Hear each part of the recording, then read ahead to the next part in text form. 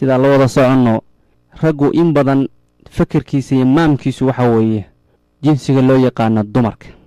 waxaana taa keenay baahida Ilaahay uu isku abuuray ee mid walba ku jirta hase yeeshee waxa la yiraahdaa fikirka ay dumarku ka fakaraan rag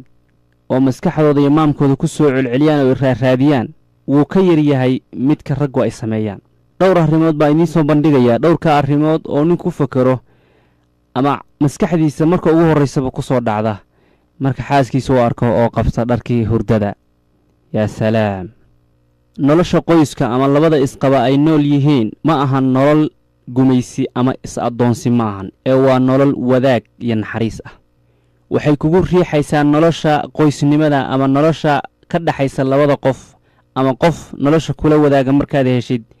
arrintaasi waxay kugu riixaysaa inaad ka fakirtid arrimo badan oo aad isweydiisid su'aalo aad iyo aad u tiro badan marka dabci baad u yeelanaysaa oo ceeb ma ahan su'aalahaas inay maskaxdaada ku soo noqdaan in badan oo ay ku soo wareegaan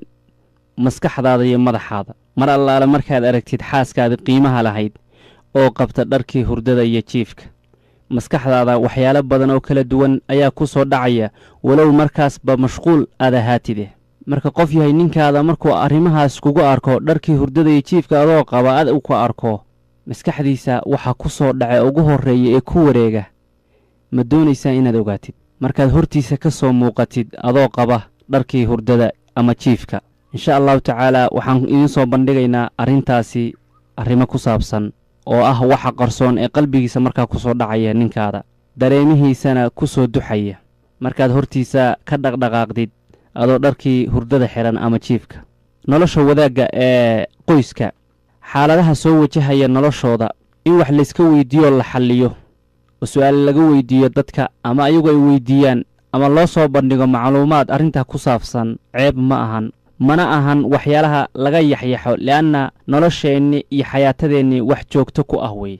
muhiim weeye marka waxyaalaha muhiimka noo ah inaynu ogaano si aynu ugu noolaano nolol isfahan oo horu socod leh oo aan dib u laabanayn maxaa keenay dadkeena iyo qoysaskeena inay dib u socdaan ama hariyahamayn iscayrsi iyo buuq ay ku jiraan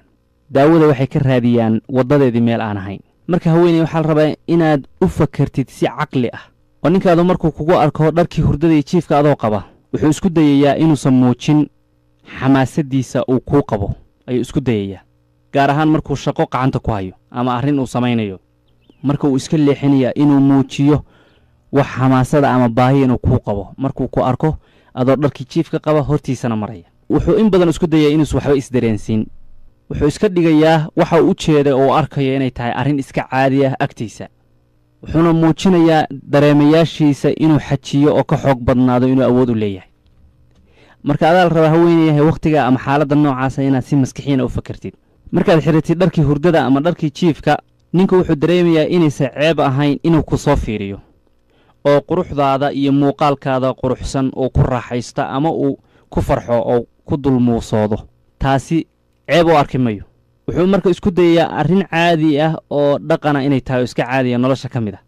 adaa marka la rabaa dareenkiisa gudaha ku jira ee uu kaa qarinaya inaad dibadda u soo saartid si caqlina aad u wajahdid ninkaadu markuu ku arko adoo dharkii hurdada qaba wax walba oo qalbigiisa ku jira horta waa hilmaamaya si degdeg ah oo lama filaana weliba mar allaala markuu ku arko adoo dharkii hurdada ama dharkii jiifka ku seexan lahayd qaba hortiisana laafiyoonaya wax allaala waxa qalbigiisa ku jiro dhan waa hilmaamaya horta muruga ha haysato waxyaalaha kale ka fakarayay xataa hadduu naakale ka fakarayay waxaasoo maskaxda ka baxaya wax walba wuu hilmaamaya oo ka fakarayay ee markii hore maskaxdiisa uu ku jaangoynayay nashaadkiisii dhan waa ka tegaya qalbigiisa waxa ku soo dhacaya bas aragtidaada u muuqata wuxuu isku dayayaa in uu awood saaro in xaggaada uu soo fiiriyo asagoo wax tilaabaa qaadin adaa markaa inaad baraarugsan tahay oo inuu ninkaadu xaggaada u jeedo inaad fahanti la rabo waxaa la yidhahdaa shay ka macaan ma jiro xiriirka deggan ee quruxsan ee ka dhexeeya adiga iyo ninkaada xaaladdaas marka xaaladdaas bannaankaa la raba adiga inaad u soo saartid oo aad wajahdid sababtoo aad ragga iyo dumarku isku fakar ma ahan isku dareemana ma ahan ninkaadu markuu arko adoo dharkii hurdada ama jiifka qaba